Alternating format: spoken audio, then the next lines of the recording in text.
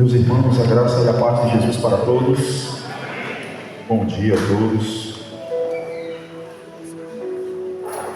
Abra a sua Bíblia, por favor, no texto do Apocalipse, capítulo de número 2. Quem tem ouvidos, ouça. Faremos uma leitura a partir do verso de número 18. Peço que você deixe sua Bíblia aberta, nós vamos precisar. Estou com a NVI em mãos, mas você pode acompanhar a sua versão. Se você achou o texto, puder, fique de pé, vamos fazer essa leitura juntos. Se você não puder, fique sentado mesmo, toda reverência, não tem problema. A palavra de Deus, o texto sagrado, diz o seguinte: ao anjo da igreja em Tiatira escreva: estas são as palavras do Filho de Deus, cujos olhos são como chama de fogo e os pés como bronze reluzente. Conheço as suas obras, o seu amor, a sua fé, o seu serviço e a sua perseverança, e sei que você está fazendo mais agora do que no princípio. Verso 20, irmãos. No entanto, contra você tenho isto: você tolera Jezabel, aquela mulher que se diz profetiza. Com seus ensinos ela induz os meus servos à imoralidade sexual e a comerem alimentos sacrificados aos ídolos. Dele tempo, diz o Senhor, para que se arrependesse da sua imoralidade sexual, mas ela não quer se arrepender. Por isso vou fazê-la adoecer. É o Senhor quem está falando, irmãos. Vou fazê-la adoecer. E trarei grande sofrimento aos que cometem adultério com ela, a não ser que se arrependam das obras que ela pratica. Matarei. Verso de número 23. Matarei os filhos dela, diz o Senhor. Então todas as igrejas saberão que eu sou aquele que sonda mentes e corações, e retribuirei a cada um de vocês de acordo com as suas obras. Aos demais que estão em Tiatira, a vocês que não seguem a doutrina dela, e não aprenderam como eles dizem os profundos segredos de Satanás, digo: não porei outra carga sobre vocês. Então somente apeguem-se com firmeza ao que você tem, até que eu venha. Aquele que vencer e fizer a minha vontade até o fim, darei autoridade sobre as nações. Ele as governará com um cetro de ferro e as despedaçará como a um vaso de barro. Eu lhe darei a mesma autoridade que recebi de meu Pai. Também lhes darei a estrela da manhã. Aquele que tem ouvidos, ouça o que o Espírito diz às igrejas. Fala conosco, Senhor, por favor. Nós somos carentes da tua voz nessa manhã, e usa como instrumento teu, que o milagre da pregação, que o milagre da comunicação mais uma vez aconteça aqui neste púlpito, e que no fim de tudo, Senhor, teu nome venha a ser glorificado. Faz fiel ao texto, peço isso em nome de Jesus, amém. Você pode sentar.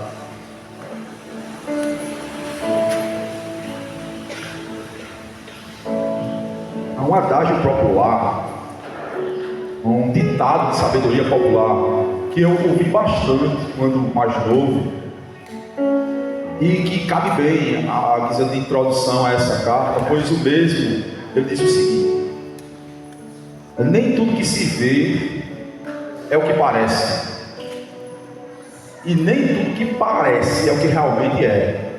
Acredito que você já ouviu isso. Nem tudo que se vê é o que parece, e nem tudo que parece é de fato o que é. Por causa da natureza caída, nós julgamos muito superficialmente de coisas ou pessoas. Nós batemos os olhos em algo ou alguém e dizemos: presta, não presta. Julgamos muitas vezes o livro pela capa, acreditando que aquilo é bom ou é ruim. Nós temos, de uma forma irresponsável até eu diria, esta capacidade, repito, por conta da nossa natureza pecaminosa que ainda está em nós temos essa capacidade irresponsável de assim julgar. É por isso que esse ditado, essa sabedoria popular, esse adágio, ele é tão real e é tão verdadeiro em nossa vida. Nem tudo que se vê é o que parece, e nem tudo que parece é o que realmente é. Conta-se que Andrés Moura, um grande estudioso, pregador e pastor presbiteriano, que fora muito próspero na África, conta-se que em seu ministério na África do Sul, certa feita ele foi convidado para ser, pela autoridade daquele país, para ser líder ministro da agricultura. E ele, depois de orar, aceitou o cargo, fazendo a seguinte promessa: eu vou tentar operar aqui, trabalhar aqui, colocando a oração, o serviço a Deus como carro-chefe do meu ministério. Mas logo no início ele pega um dos piores problemas que até então a África do Sul atravessava naquela época. Dentro daquele elemento que seria a grande venda, as laranjas. O que acontecia era o seguinte: as laranjeiras da África do Sul naquela época, elas até pareciam frondosas, árvores verdinhas e bonitas, mas o fruto, irmãos, não sustentava na árvore. O fruto até nascia, crescia, mas com o tempo ele apodrecia e caía. Aquele homem chama alguns agrônomos para estudar, e aí, muito tempo, ele descobre que existia um fungo na raiz das árvores, que fazia com que a árvore parecesse até bonita, sadia, ela era verdinha, frondosa, augusta, robusta, mas o fruto não sustentava. O fruto até nascia, crescia, mas apodrecia e caía. Sabe, gente? Tem algumas igrejas que são assim. Fora, elas são magníficas, mas estão apodrecendo por dentro. Uma dessas igrejas, certamente, era a igreja de Tiatira. Diferente das demais cidades, Tiatira, ela não era uma cidade enorme como Pérgamo ou Éfeso, que até brigavam pela capital da Ásia em sua época. Era uma cidade pequena. Contudo, ela fazia parte da rota do correio daquela época. E talvez a grande sacada elucidativa ao texto é que é aqui nessa cidade, das 7 cidades que recebem essa carta, essa talvez seja a cidade mais comercial, isto é, a cidade mais lucrativa do comércio. Exatamente pelo fato disso, surge nesta cidade, pelo menos pela primeira vez das Escrituras, e segundo alguns comentaristas até da história, as agremiações, as guildas que hoje nós temos como sindicatos. E qual é a informação elucidativa, pastor? Bom, por que eu disse que isso é importante? Você tem que entender isso. Porque é aqui que surge uma figura, gente. A Jezabel. Daqui a pouco nós vamos entrar no texto e eu vou explicar mais. Mas a ideia é que essa mulher, que fazia parte da igreja de Tiatira, ela era uma das líderes desses sindicatos. E qual é o problema disso? É que todo comerciante, para vender o seu produto, para vender o seu grão, aqui no caso, púrpura, Lídia, que está relatada no capítulo de número 16 de Atos, era de Tiatira, para vender púrpura, para vender metal, para vender qualquer coisa que fosse, tinha que estar agremiado, associado a um desses sindicatos. Sabe qual é o ponto? É que cada um deles tinha um Deus patrono. Cada um deles tinha um Deus. E aí o William Butler, que é o irmão de Deus, vai dizer o seguinte: no fim das tardes, aqueles sindicatos, aquelas guildas paravam e todos tinham que reverenciar, cultuar ao Deus patrão do sindicato. E aí entra a figura da Jezabel, a mulher da igreja, que dizia: mas isso pode, gente? Pode. Afinal de contas, se nós não nos agremiarmos, se nós não estivermos ligados ao sindicato como esse, como vamos vender? E se não vendemos, como é que vamos colocar o pão? Como é que vamos colocar o grão? Enquanto ela dizia pode, o texto está para nós para dizer não pode. Você já vem confiar em mim. Enquanto ela dizia assim, nós podemos negociar lá, o Senhor está dizendo claramente com esse texto o seguinte: não negocie a santidade. Assim sendo, irmãos, eu quero estabelecer essa verdade. Entendo que essa carta é pontual, atual. Eu entendo que, como o pastor Ernesto pregou no primeiro dia, existia uma igreja chamada na cidade de Tiatira. Mas eu também entendo, como ele falou, que essa carta se aplica a cada um de nós. Desta sorte, eu quero levantar essa verdade. Desperta Nordeste, não negocie a sua santidade. Igreja de Deus, de todos os tempos, não podemos negociar a nossa santidade. A santidade não é. Deus, Ele não aceita isso. Ele quer, Ele exige-nos uma vida santa. Colocado isto, quero sustentar essa verdade com 3 afirmações. Não podemos negociar a nossa santidade em primeiro lugar, porque o Senhor tudo vê. Posso ouvir um amém? O Senhor tudo vê. Ao anjo da igreja em Tiatira, escreva.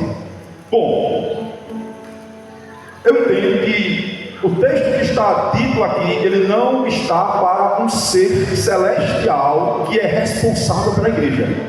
Como isso aqui faz parte da primeira sessão, das 7 do texto do Apocalipse, embora a palavra ângelo seja de fato anjo, e em outras sessões você vai ver isso atribuído ao ser celestial, nesta sessão, em nenhuma vez, a palavra ângelos vai aparecer referindo-se ao ser, mas aqui ao pastor.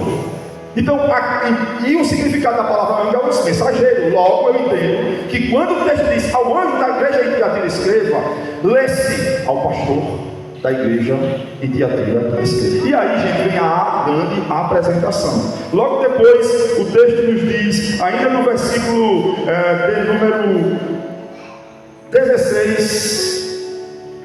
18, obrigado, diz assim: estas são as palavras do Filho de Deus, cujos olhos são como chama de fogo e os pés como bronze reluzente. Temos aqui, amados, alguns adjetivos que já apareceram no capítulo 1, e todos eles referindo-se a Jesus, aquele no seu estado de glorificação. Mas veja, cada um desses adjetivos a cada uma das igrejas são de fato, de verdade, pontuais. Quando o texto diz aquele que vai falar agora é o Filho de Deus, a ideia é assim. Aqui na cidade de Tiatira, talvez das 7, eu acredito nisso, seja a cidade, e assim sendo as religiões que acompanhavam a cidade, o maior centro de adoração ao deus Apolo. Apolo era adorado aqui. E quem é Apolo na mitologia grega? O filho de Zeus, o grande e supremo. Estamos vivendo em um mundo helenista. Esse texto é escrito para eles. E quando o texto diz Filho de Deus, João está de alguma forma trazendo uma verdade que significaria demais para aquela igreja. Por quê? Porque a igreja não serve a Apolo, mas ao Filho de Deus. Logo, quando o texto diz, quem vai falar agora, em outras palavras, é o Filho de Deus, ele está dizendo, é aquele que tem autoridade para falar. Mas não somente isto, João continua e diz, cujos olhos são como chama de fogo. Meus irmãos, esse texto ele é extremamente, ao meu ver, paradoxal. E por que paradoxal? Porque esta verdade expressa, ela não quer provocar. Eu não posso imaginar aqui, porque quando eu era pequenininho eu até lia o Apocalipse tentando imaginar assim. Já imaginou? Daqui a pouco um homem com pés de bronze reluzente, eu imaginava um ser com olho de fogo, e aquilo me provocava medo. Não é a proposta do texto. O texto aqui, olhos como chama de fogo, simplesmente quer dizer, ele é aquele que prescruta a alma, coração, intenção. Ele é aquele que tudo vê. Ele é aquele que nada, absolutamente nada está além do alcance do seu olhar. E isso é paradoxal, porque ao mesmo tempo que isso me dá alegria, isso me dá medo, isso me dá pânico. Mas por que, pastor? Porque trazendo para o lado da alegria, ele é aquele que vê os meus sofrimentos, ele é aquele que vê as minhas angústias, ele é aquele que vê o meu choro, ele é aquele que contempla a minha busca, ele é aquele que está caminhando comigo, porque ele vê, ele percebe, ele sabe, ele é aquele que contempla as injustiças, ele é aquele que olha e vê a profundidade, e com profundidade os meus sentimentos. Isso me traz alegria, ao ponto que também me traz pânico. Por isso que eu digo paradoxal. Por quê? Porque, irmãos, esse olho aqui está me dizendo que ele vê os meus pecados, aquele que nós escondemos de todos, aquele que nós não queremos revelar, o Senhor vê. aquele a qual nós temos vergonha, o Senhor vê. O Senhor vê o que fazemos de madrugada. O Senhor vê o que fazemos no oculto e no escondido. O Senhor vê aquilo que nós somos capazes de fazer. E aí, gente, isso é paradoxal.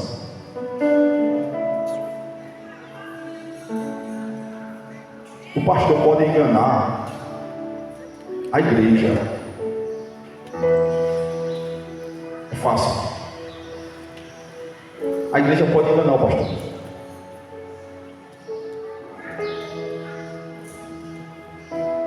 A esposa pode enganar o marido. O marido pode enganar a esposa. O filho pode enganar o pai. O pai pode enganar o filho. Às vezes, irmãos, quem é capaz de enganar aquele cujos olhos são como chama de fogo? Aquele que presta mente, coração, intenção, impressão. Aquele que olha e com seu olhar precipitante, ele escarafucha tudo. Esse é o nosso Deus, irmãos. E o texto está aqui para dizer isso. Não negocie sua santidade, porque eu vejo. Estou vendo você.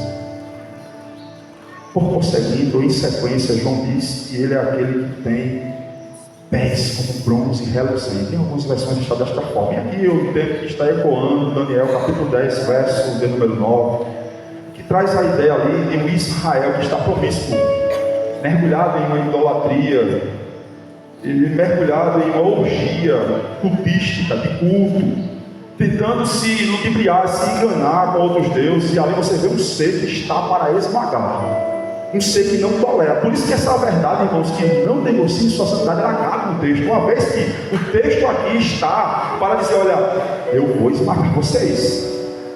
Essa aparição do profeta Daniel é uma aparição que provoca pânico no próprio profeta. Faça amanhã sua devocional em Daniel 10, você vai entender exatamente o contexto aqui. De sorte que quando João se faz falar desse texto, o que João está querendo provocar na igreja é o seguinte: cuidado, porque ele está para punir. O texto continua, amados. No versículo de número 19 diz: conheço suas obras. O conhecimento aqui é pleno, o conhecimento aqui é totalmente pleno, no sentido de que Deus é aquele que vê. Já, na verdade, esse texto ele afirma a proposição primeira, o argumento primeiro. Ninguém pode esconder nada do Senhor. E Deus está dizendo: eu conheço, eu sei tudo, nada escapa de mim. O texto continua ainda no versículo de número 19, dizendo: e aí tem os adjetivos extraordinários. Conheço tuas obras. Aqui ele vai trazer as boas obras. Conheço o seu amor, a sua fé, o seu serviço e a sua perseverança, e sei que você está fazendo mais agora do que no princípio. Vocês notaram alguma familiaridade com o que estava, por exemplo, escrito a Éfeso? Essa igreja aqui, ela passou no exame onde Éfeso não passou. O texto diz: eu conheço o amor de vocês. E deixa eu dizer uma coisa: vocês fazem mais agora, já que Éfeso amava e deixou de amar. Deus está dizendo aqui: vocês fazem mais agora do que no princípio de tudo. Vocês são extraordinários. Eu conheço, irmãos, cada palavra grega dessa traz um adjetivo fantástico. Mas nós podemos aqui citar, por exemplo, a questão da fé. E essa fé, como foi falado de manhã, é uma fé que nasce da ação de Deus para com a igreja. Amor, a palavra agapô, no texto agapói, traz a ideia de alguém que ama, mas que é visto fora. Não é uma coisa que eu digo: eu te amo e ninguém vê. É alguém que ama e mostra com as suas obras. O que o texto está dizendo é: vocês amam, e é notório isso. Vocês têm fé, vocês perseveram. A palavra perseverança é trabalhar até suar, e aqui perseverança do sofrimento. Mas veja, irmãos, o no entanto, porém de Deus aqui, é por isso que eu acho que cada porém desse é um soco no estômago. É porque estava tudo tão bem até então. Mas aí o texto diz: no entanto, porém, eu tenho contra você isto: você tolera, verso 20, de Jezabel, aquela mulher que se diz profetiza, e com os seus ensinos ela induz os meus servos à imoralidade sexual e a comerem alimentos sacrificados aos ídolos. Quando nós chegamos nesse verso, a gente pensa que estava tudo indo tão bem, não é? Mas aí vem essa figura. Não entendo que Jezabel seja o nome dela. Alguns estudiosos até debatem isso. Eu entendo que aqui há uma referência àquele tipo de demônio. Eu posso dizer um tipo de anticristo do Antigo Testamento. A esposa fenícia do rei Acabe. Quem lembra dela? É tanto que quando você quer xingar alguém, você quer dizer Jezabel, né? Que traz a ideia de alguém má, alguém que de alguma forma introduz a idolatria no meio do povo de Deus. Mandava em Acabe e prefigura um tipo de demônio naquela época, que fez com que a ira de Deus, se você quer entender, leia 1 de Reis, a partir do capítulo 17. Então a mulher, e aí, o que é que Deus está dizendo? Vocês têm isso, tem isso, tem isso, tem isso, mas vocês toleram algo, vocês negociam algo, vocês negociam a santidade de vocês. Essa mulher, que para alguns era uma líder da igreja, ela está ensinando a igreja preceitos de Satanás, coisas de Satanás. Interessante, amados, é que, embora essa igreja tivesse tanto objetivo, porque veja, você conta nos dedos: fé, amor, perseverança, serviço e progressividade espiritual. Você faz mais agora do que antes. Aí você conta: fé, amor, serviço, perseverança, progressividade espiritual, menos santidade. Sabe qual é o resultado da conta? Zero. Não adianta, gente. Não adianta nós vivermos uma vida com tantos adjetivos, mas nos falta da santidade. Porque para o Senhor isso é negociável. Eu não estou aqui trazendo uma mensagem, amados, de que nós não venhamos cair amanhã. Eu não estou aqui, amados, trazendo um cajado, dizendo que nós não vamos cair agora. É possível que vocês estejam com seus pensamentos em pecado. Eu não jamais quero colocar um peso em vocês tão grande que eu não possa suportar. Eu não estou dizendo isto. Agora eu estou afirmando, a partir do texto, que nós precisamos lutar, buscar, chorar, orar, viver pela santidade. Porque é isso que Deus deseja de nós. Deus, Ele requer isso, igreja. Era um problema de Tiatira. Aceitaram uma mulher que estava trazendo coisas contrárias. De repente, talvez, da parte econômica, ela dissesse: não pode negociar, pode adorar, pode, não tem problema. É para o pão. O Senhor está dizendo: não, confie em mim.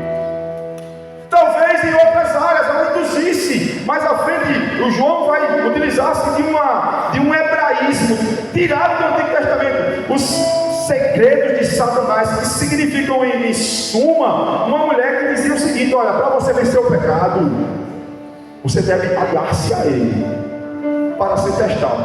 Eu vou trazer um exemplo prático para você entender o que diz esse termo segredos profundos ou preceitos profundos em algumas versões de Satanás. Você quer vencer a bebida? Come uma bem grande, e aí quando você entender o que é isso, você deixa. Você quer vencer as drogas? Mergulhe de cabeça. Aí você vai entender o que é isso, e aí você vai ter uma noção intelectual, pelo menos, e aí você vai ser mais forte. Você quer vencer a pornografia? Se prostitua, e você vai entender o que é isso, irmãos. Veja, a igreja estava indo nessa área, pelo menos uma parte dela, porque aqui, amados, nós temos 3 grupos que eu entendo que estão em todas as igrejas, todas. 3, pelo menos. Nós temos os que toleram, daqui a pouco eu vou chegar nesse termo grego. Nós temos os que toleram, mas não participam. Nós temos os que participam. E nós temos aqueles que são os remanescentes, que vão receber a promessa.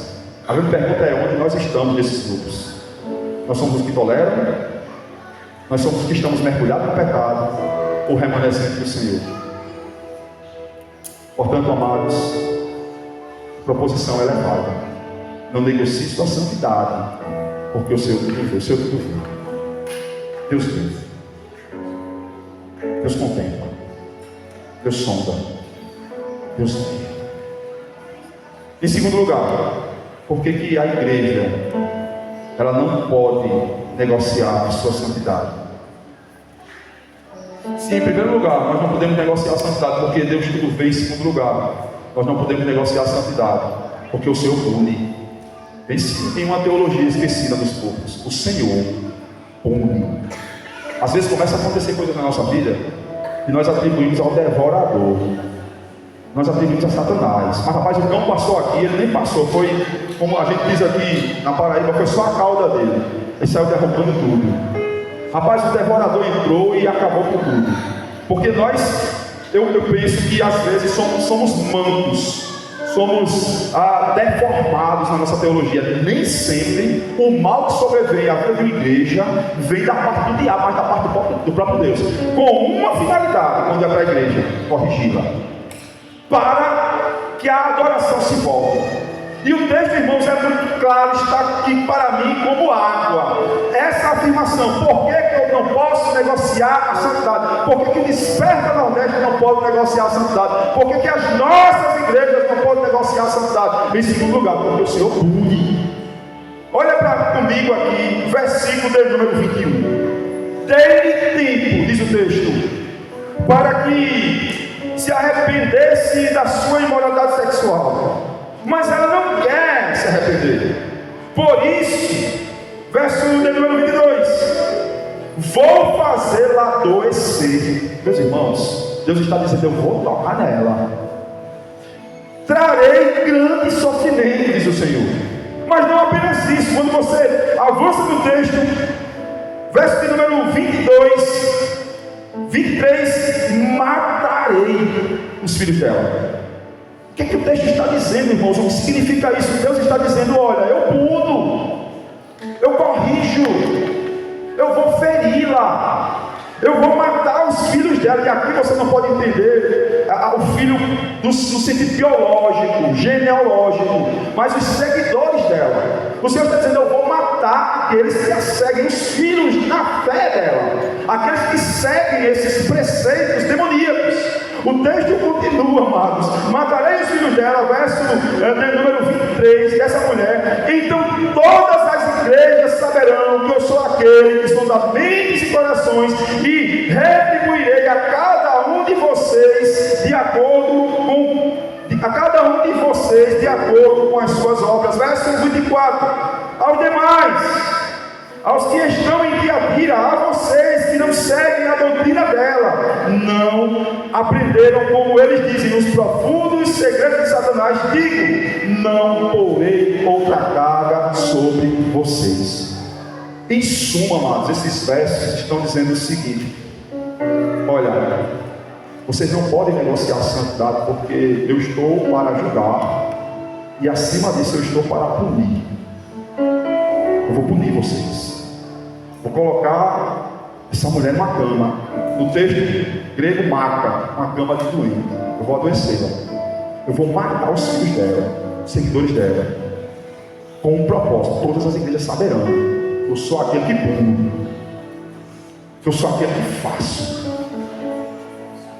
E aí tem um texto para os três públicos, né?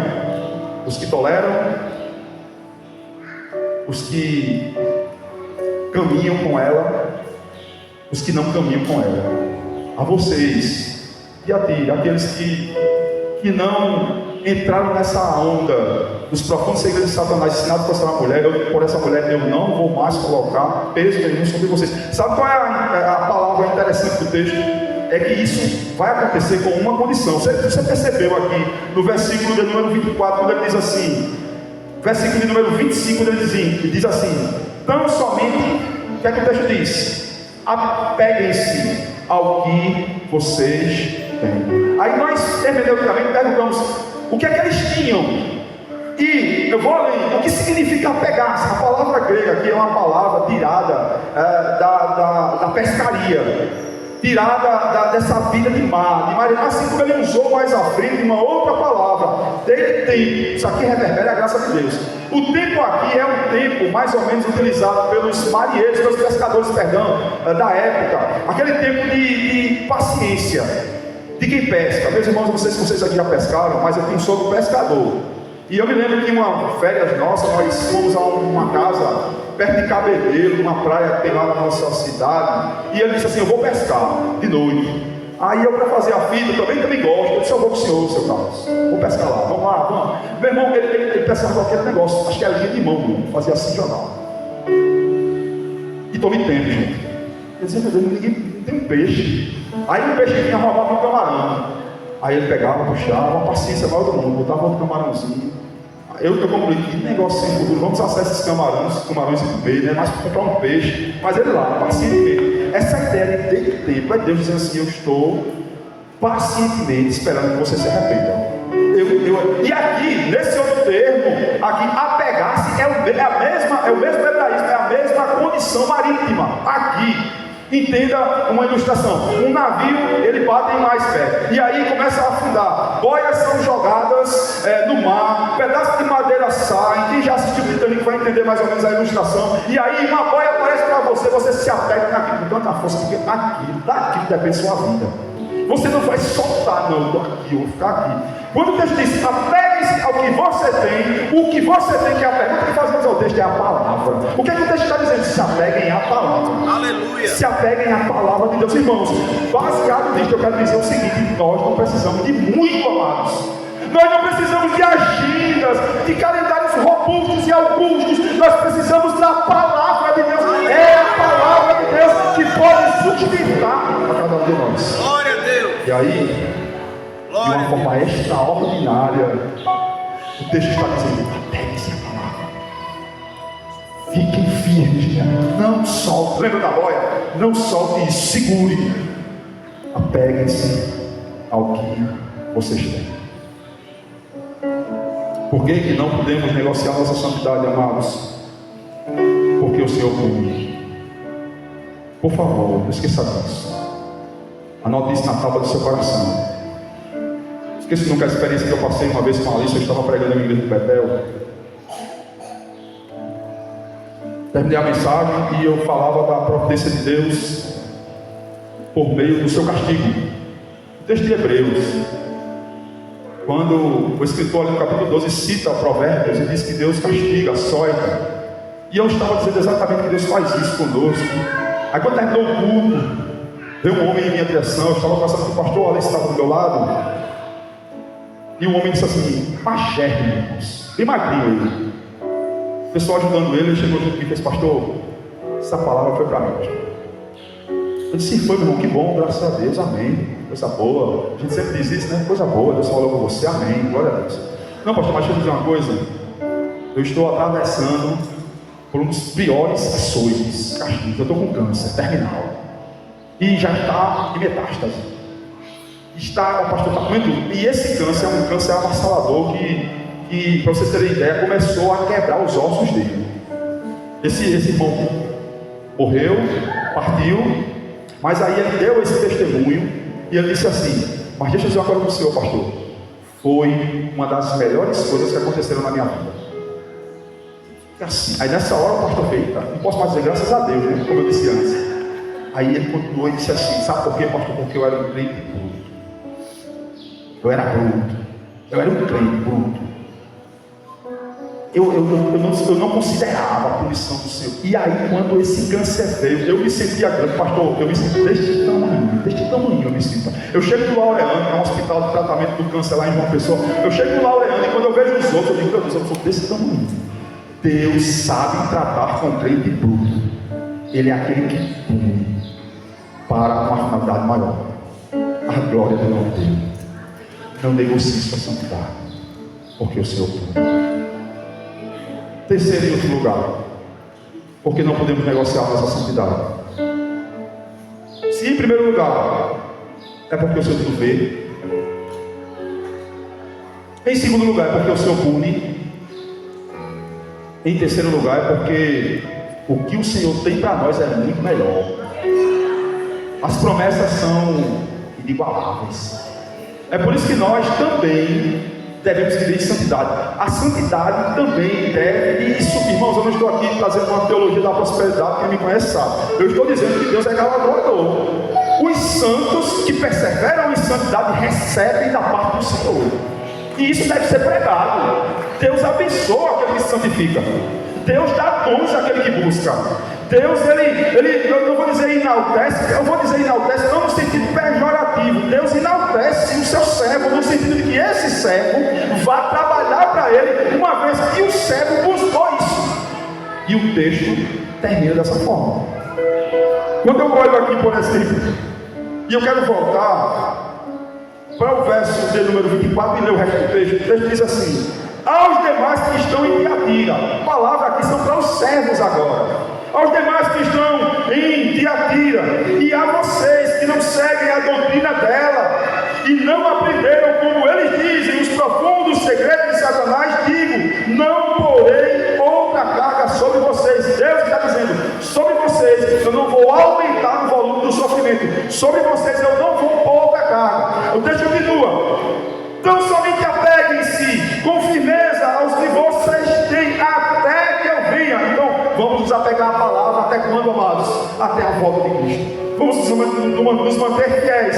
Continuando o texto: aquele que vencer. Essa expressão, irmãos, vão aparecer em todas as igrejas. E aí a ideia é a seguinte: nós não vamos vencer na nossa força, jamais. Na verdade, nós vencemos na força daquele que é por nós.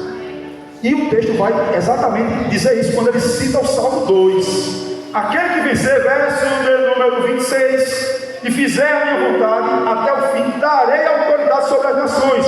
E aí você vê uma citação direta: eles as governará com cetro de ferro e as despedaçará com um vaso de barro. João, que aqui utilizado aqui, na verdade, inspirado por Deus, está citando diretamente o Salmo de número 2. Se você visitar o Salmo, lição básica de interpretação bíblica, tem uma citação direta, vai lá no texto. E aí quando você abre o Salmo 2, você vai ver um salmo messiânico e um salmo extraordinário, e aquele salmo que Jesus também cita na cruz. Você vai ver que a ideia ali é de um general, é de alguém que vai na frente triunfando e vem um exército atrás vencendo na força do general. Porque a ideia é essa. O que é que o texto está dizendo? Aqui não tem a ver com igualdade. O texto não está para mim. Esse verso seguinte, ele é muito mal interpretado ao meu ver. Quando alguém diz assim: eu darei, verso número 27, eu darei a mesma autoridade a que recebi do meu pai, também lhes darei a estrela da manhã. Eu não entendo que essa autoridade é a mesma no sentido quantitativo. Não, nós não vamos ser tão fortes quanto Jesus, mas no sentido qualitativo. Nós vamos ser, na força dele, na qualidade dele, fortes e vencedores. A citação direta é essa. Visita o Salmo, você vai ver ali no general. E sabe que isso se aplica, amados? Por que o que Deus tem para nós é muito maior? Porque ele, escute isso, ele é aquele que capitaneia o barco. Ele é aquele que está na frente. Ele é aquele que vai por nós. A propósito, você sair de tarde a evangelizar, não é na sua força, no seu conhecimento, na sua teologia. Tudo isso eu considero, tudo isso é válido, tudo isso Deus usa, mas jamais será no seu conhecimento, na sua força, na sua teologia, na sua exposição, na sua juventude. É na força do general, daquele que está na nossa frente. E aí o texto ele vai se revelando dizendo: eu lhe darei a estrela da manhã. Veja, ele vai dar autoridade, ele vai dar a estrela da manhã. A pergunta aqui é: o que é essa estrela, gente? Por favor, vai lá para Apocalipse 22, versículo de número 16. Veja o que é que diz o texto. Apocalipse 22, 16. Eu, Jesus, enviarei o meu anjo para dar a vocês este testemunho concernente às igrejas. E aí ele diz: eu sou quem? A raiz e o descendente de Davi e a resplandecente estrela da manhã. Sabe o que Deus está dizendo? Eu vou, a recompensa de vocês sou eu vou me dar a vocês. É por isso que eu concordo com a teologia lá do Papa, quando ele diz assim: o maior presente do cristão é o próprio Cristo. A maior dádiva que o cristão tem é o próprio Cristo. Irmãos, esse Cristo que se despiu de sua glória, que veio ao mundo, que sofreu, que chorou, que passou dificuldades, que morreu, que ressuscitou ao terceiro dia, vai voltar. E quando ele voltar, ele está dizendo: eu serei de você. Se você ler Apocalipse número 21, a partir do verso 5, você vai dizer assim, você vai ver em algum, do 25 ao 8, ele dizendo assim: olha, vocês serão o meu povo e eu serei o Deus de vocês. Fato é que o que Deus tem para nós é muito melhor. Não vale a pena, gente, negociar a santidade, porque o que Deus tem é incomparavelmente melhor. É tolice, é burrice nós acreditarmos que as coisas triviais, passageiras, podem substituir aquilo que Deus tem para nós. É por isso que a igreja deve vencer, lutar em santidade, buscar a santidade, exatamente pelo fato da recompensa também. A recompensa faz parte. Nós estaremos para todos sempre com o nosso Deus. E isso não tem preço, irmãos.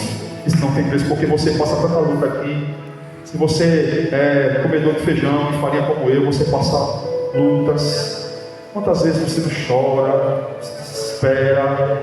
Quantas vezes você não se envergonha? Passamos por tantas lutas. Eu tenho passado por tantas lutas, amados. E aí, criar minhas expectativas meramente, então somente isso aqui é tolice, é burrice. Não vale a pena eu, por conta das lutas, me desviar, sair do caminho, fugir da presença, porque Deus tem o melhor para nós, o próprio Cristo. A propósito, Ele já se deu por você. A propósito, você só está aqui porque um dia Ele disse: você é meu, você é minha, você é minha, você é meu, e você está aqui hoje. Essa é a nossa recompensa. E o texto termina dizendo: quem tem ouvidos, ouça o que o Espírito diz. Aleluia. As igrejas.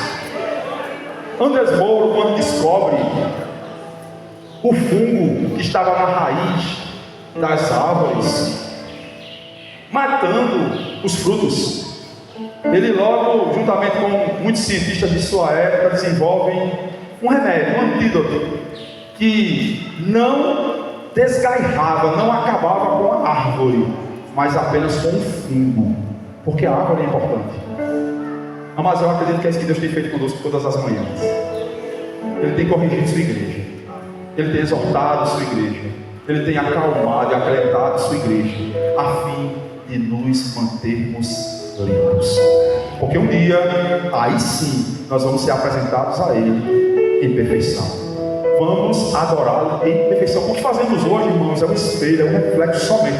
Mas um dia estaremos lá para todo sempre com Ele, adorando ao Rei dos Reis, aquele que é digno, aquele que é cordeiro, aquele que é único em adoração. Com sua cabeça, vamos orar, logo em seguida as meninas vão cantar. Paizinho querido, nós queremos bendizer o Teu nome, porque eu sei, Senhor, eu sei que o Senhor tem falado a cada um de nós, que o Senhor tem falado comigo com essa mensagem. Meu Deus, não deixa com que nós nos enganemos, não deixa, Senhor, com que nós nos desviemos da nossa santidade, da nossa busca por ela, mas nos faz fiéis a Ti, ó Deus, nos apegando à Tua palavra, até aquele dia, Senhor, em que o Senhor vai voltar, em que os céus vão abrir e que estaremos contigo. Então, ó Deus, que essas mensagens elas não fiquem somente em Desperta Nordeste, mas que cada um de nós possamos, ó Deus, levar para as nossas igrejas e a nossa vida, Senhor. Deus, dá que a nossa motivação primeira e última nesse projeto não esteja na pessoa do pastor Sandro, Antônio, Gustavo, Ricardo, Edgas, Alivandro ou qualquer um de nós, mas que a nossa intenção primeiro esteja no Senhor e na Tua palavra. Que esse projeto seja direcionado pelo Senhor e pela Tua palavra. E o Teu Espírito nos ajude nisso, Senhor. Eu te peço isso em nome de Jesus. Vamos ficar de pé, irmãos, vamos louvar.